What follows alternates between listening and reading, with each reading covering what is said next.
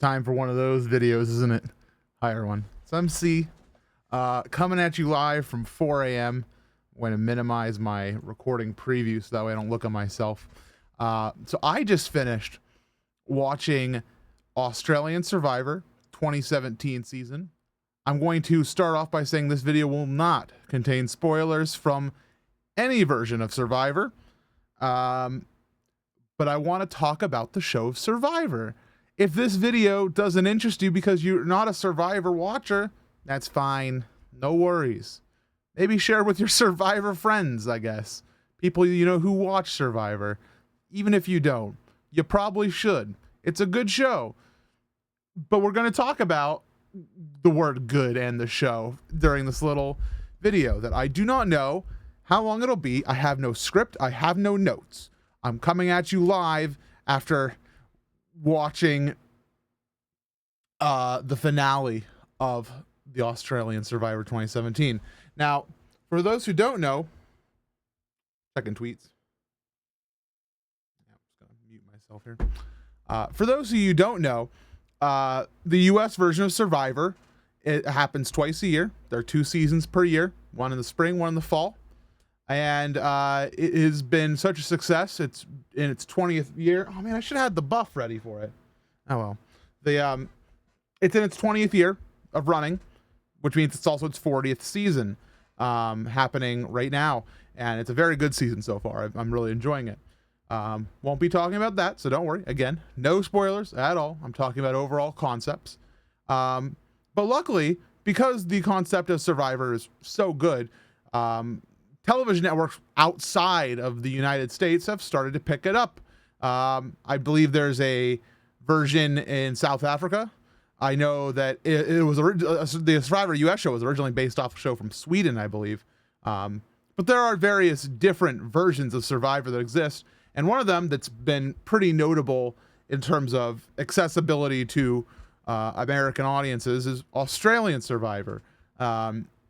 Unfortunately, the show is not very easy to locate and watch unless you are in Australia, which can be difficult.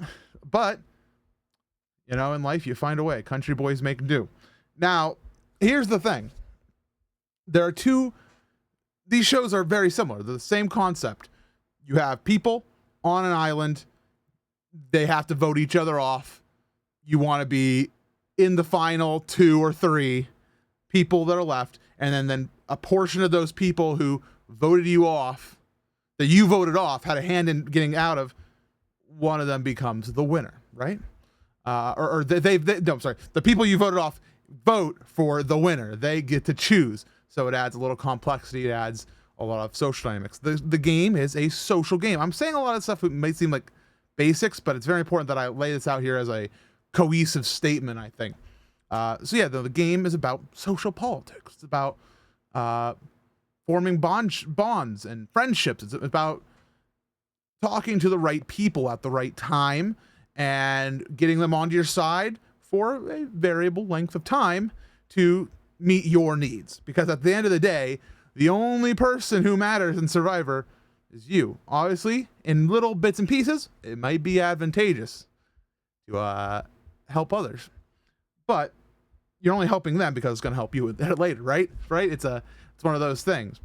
And in that, you're going to have to, you know, as a television show, want to show that off. You want to show those social dynamics as well as you can. And that's very important to the show Survivor. Now, I'm going to describe there's 2 shows, American and Australian, describe 2 different formats. And I know when I start talking into this, it's going to sound like I'm just bashing the US version, which shouldn't be the way. I've watched all 40 seasons, at least as much as I can of the 40th at the moment. I'm a huge fan. The US version of the show, the contestants are on the island for 39 days. They usually have 18 or 20 people. And over the course of 12 episodes, they are brought down to a final 3. Typically. Sometimes there's a final 2. Lately, it's been a final 3. So you do the math. Let's just say 18 for the sake of being generous. That means 15 people have to go home in 13 episodes. All right? So sometimes there are double episodes, or they will do like some sort of special twist where they have like a tribal council where somebody's voted out, like 2 people are voted out. I don't know. They do little twists, on the format. There's twists all the time. Twists are part of the game. Twists are part of the fun of Survivor.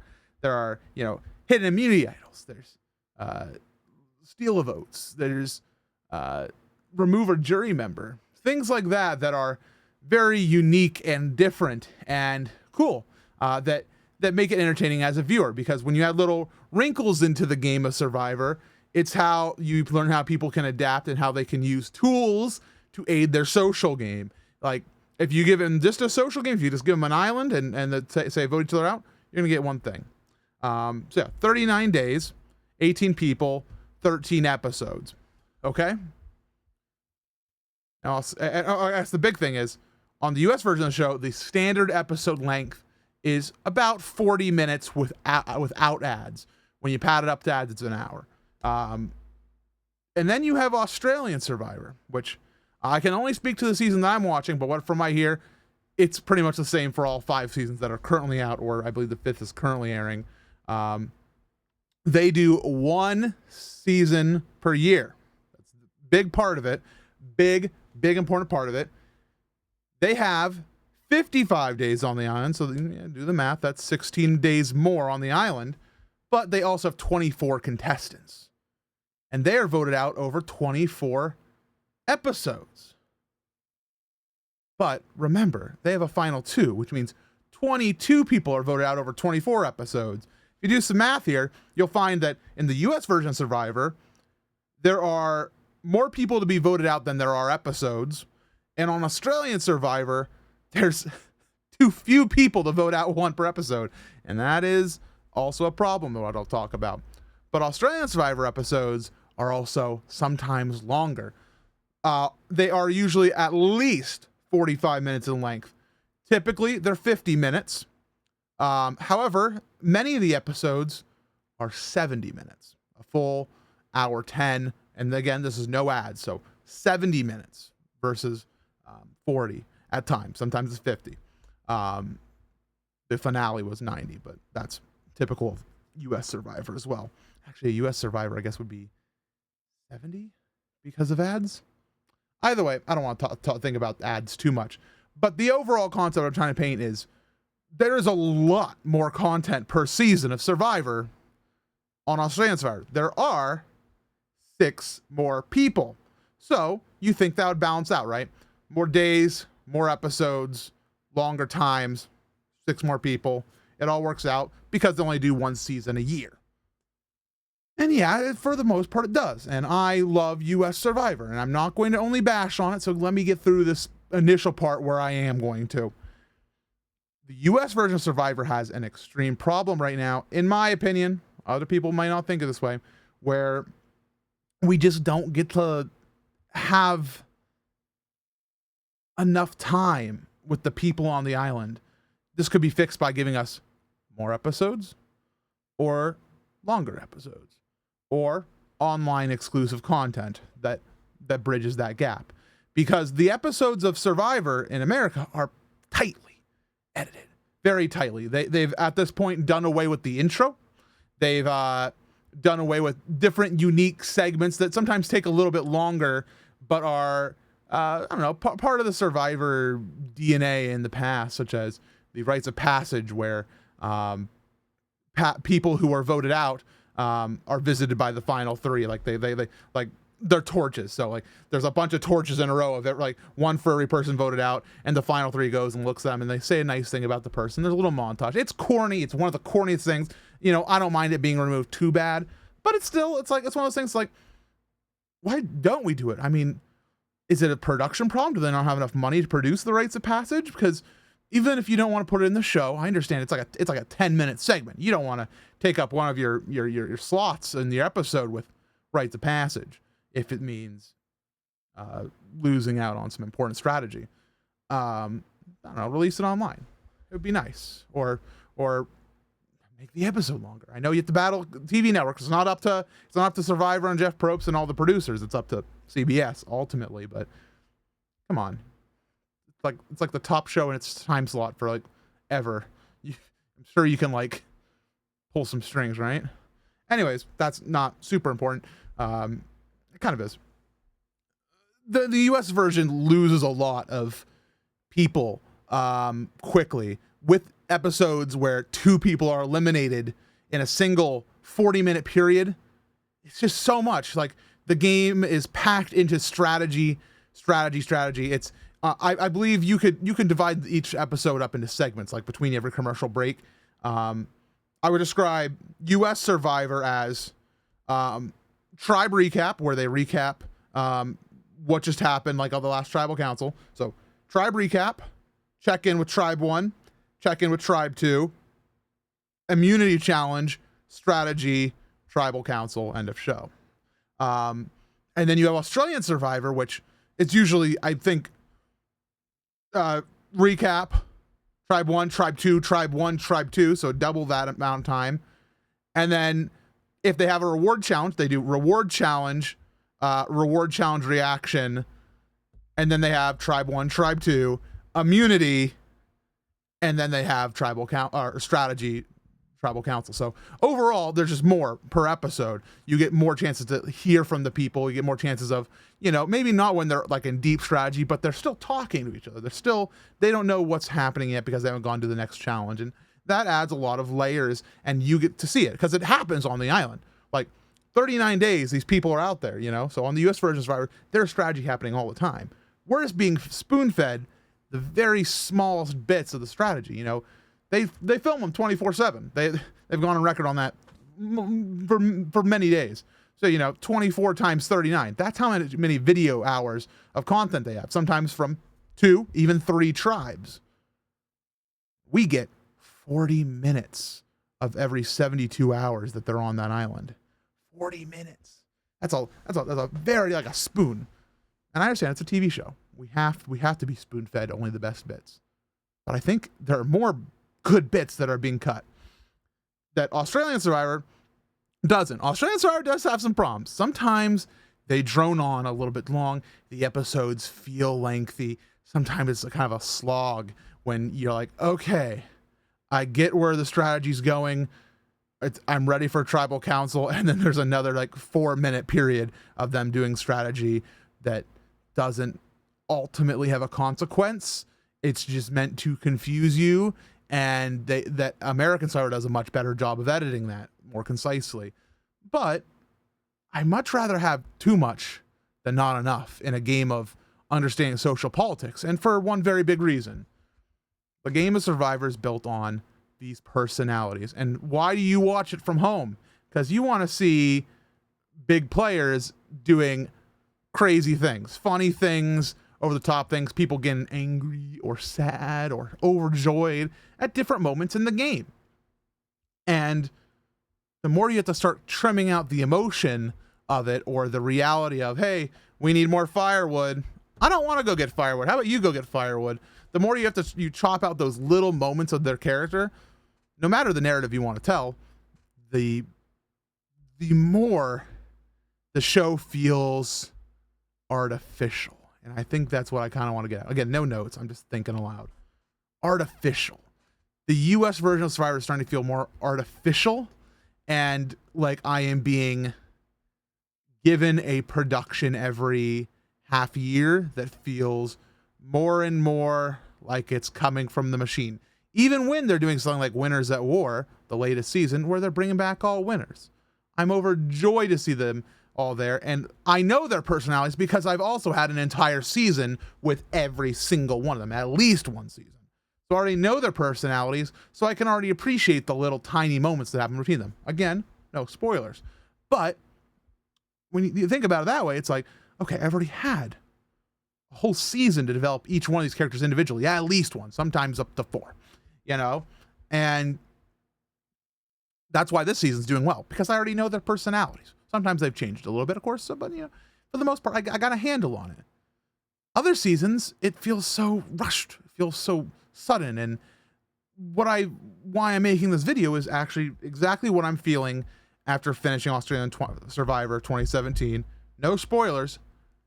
I love that season. I know it's universally loved by Survivor fans as one of the best Survivor seasons, period, already. So I know it's a busted season to base this thought process on, but it was emotional and I felt connected and I felt sad to see these people leaving. I've been watching the season for a while now because, the episodes are long and there's a lot of them. So it took me a while to get through it. It's a big task. I usually can't watch more than one a night. So it's sad that I'm seeing them go. I had a fun time watching their season. I felt connected to them, and I could safely name a lot of them right off the top of my head. If I think back to the last season of Survivor, which is Island of the Idols, US Survivor, I can't remember almost anybody. I could probably try to name some names here, but I'm not going to. Who even won Island Idols? No. Who won? I honestly can't tell you, and I'm a huge fan of Survivor. I've completely forgot. Who won? It can't be him, can it? I'm not even gonna say it. Like I said, no spoilers, so I guess I won't say it. But I it's the yeah. I kind of know, but I don't want to say it. Anyways, I just feel so fuzzy on the whole thing. I can't remember. I know I'm watching two Survivor seasons at the same time, so I'm probably a little bit biased. But some of my favorite seasons of Survivor, I can name them based on the big names. And this Survivor season, I guarantee you, give me 6 months and say, hey, name 10 people from that season. I bet I could do it. I felt so much more connected. I learned about them. And here's the thing. Here's the one big thing I was thinking of before I came in to sit down here. Because you have more time with them, you get to learn more about them as people, not just players. Because yes, the US version of Survivor, they have to tell us about who they are as players because we need to know the story of the season. So when we get the final tribal and a winner is declared, we understand why. We saw them as a player. And they spend a lot of time doing that. But what you lose is learning who they are as a people.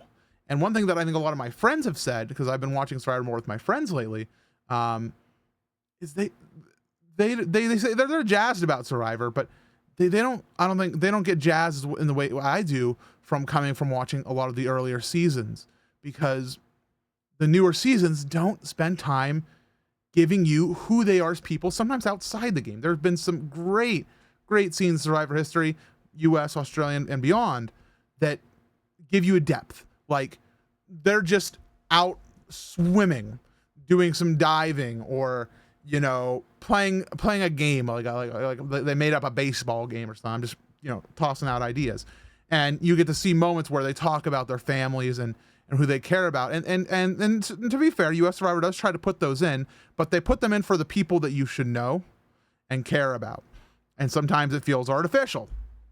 It feels like, oh, we have to put in this character's personal moment dialogue in this episode, so that way, next episode, when they are voted out, the viewer feels more connected. It feels very manufactured and artificial, while the Australian Survivor definitely feels a little bit manufactured because it has to be. It's a TV show. But I liked so many people on that season. Even if I wasn't huge fans of their gameplay, I thought they were cool people, and that's why I feel so torn up right now finishing that season, because I don't know, I wanted to say hi to them. I didn't want the season to end. They could have reran the entire season. I would have been fine with it. I feel a little sad now because of it, and that's why I wanted to make this. Survivor fans, of course, please tell me comments. I don't know if I'm finished talking, but leave comments. Tell me what you think. Try to avoid spoilers, again, for the people who haven't watched, especially for Australian Survivor 2017. If you haven't watched it, watch it. If you're on in Australia, maybe fly to Australia and go watch it.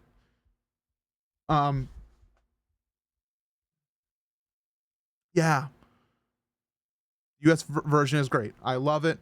I think it's awesome. I feel like as time is going along, they're doing more and more twists, like things like Edge of Extinction, where it's essentially another tribe that's on an island, and one of them's gonna have a chance later to get back into the game. Later too, but and when you think about it, like, we now have 2 tribes, sometimes 3, and then a Edge of Extinction. There's so many places you have to visit, so many individual stories you have to tell in 40 minutes. and still manage to run an immunity challenge that isn't boring and done over and over again and is just an obstacle course followed by a puzzle. Sorry, I'm really mad about that one. Australian Survivor had some dang good puzzles. Some of them were copied. That's fine. But there were a lot of refreshing things. A lot of goofy ones, and I was happy. U.S. Survivor is feeling more manufactured and artificial than ever before. I still love it. I still love the game. If I was a little bit better shape, maybe I'd have a crack at it if they would have me. But it's not. I don't like watching Star. Again, 40 seasons. I got their little buff set. Hey, look at this. Look.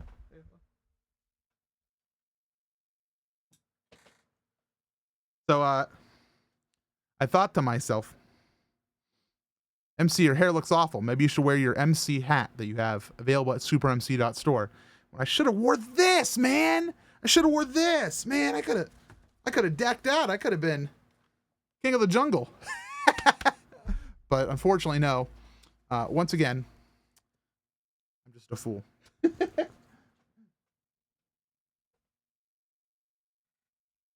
Yeah, I don't know.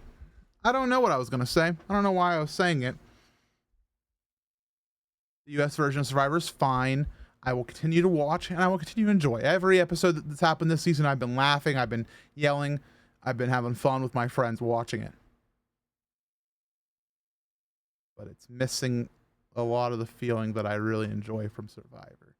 It's feeling like a different show than what I fell in love with. I still love it, but it's different. And I know different sometimes has to happen. And I accept many of the changes. I actually like Edge of Extinction to some extent. I just think they need 20 minutes more per episode. And I don't know, maybe make 16 episodes. So that way, you don't have 2 people who are being voted out in one episode. Man, that must suck. Imagine you go on a stupid island and work hard.